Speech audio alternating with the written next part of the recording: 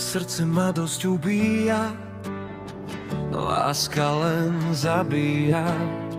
Potom sa človek upíja, kým sa sám seba spýtuje potichu pri výčape. Mať radosť viac v živote, ako len makať v robote.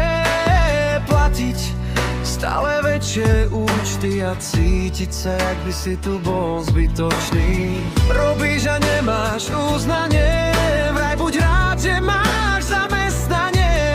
Všetko berú jak samozrejmosť, ale ja nie som tu na hrane, mám tiež svoju kosť. A preto pýtam sa, čím a kým som, už neviem žiť ten život, čo bol mojím snom.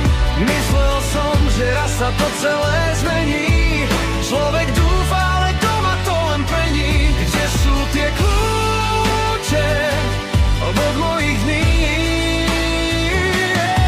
Keď bolo ľahšie veriť, že sa dá ísť vyššie, drží ma pri zemi obyčajný strop a ja hľadám v sebe ešte jeden krok. Roky 90. boli vo mne zaliate, paneláky, piesok, dvor, lopty deravé.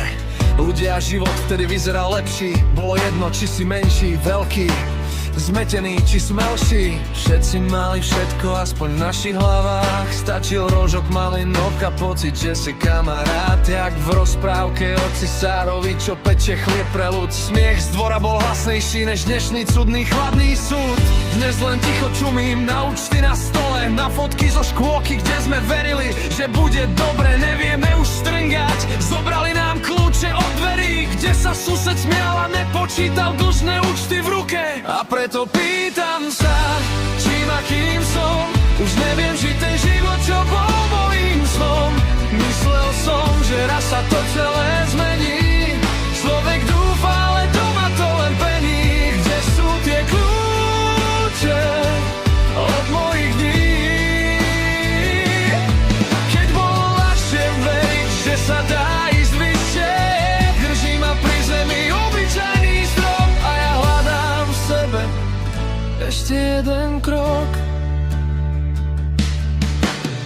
Možno raz prestanem len čakať na zázrak, vyjdem z bytu skôr, než zhasne aj ten zvyšný zrak. Kúpim si späť seba za vlastný čas a smiech a nájdem nové kľúče, čo mi odomknú ten hriechov je. A preto pýtam sa, čím a kým som, už neviem žiť ten život, čo bol môj.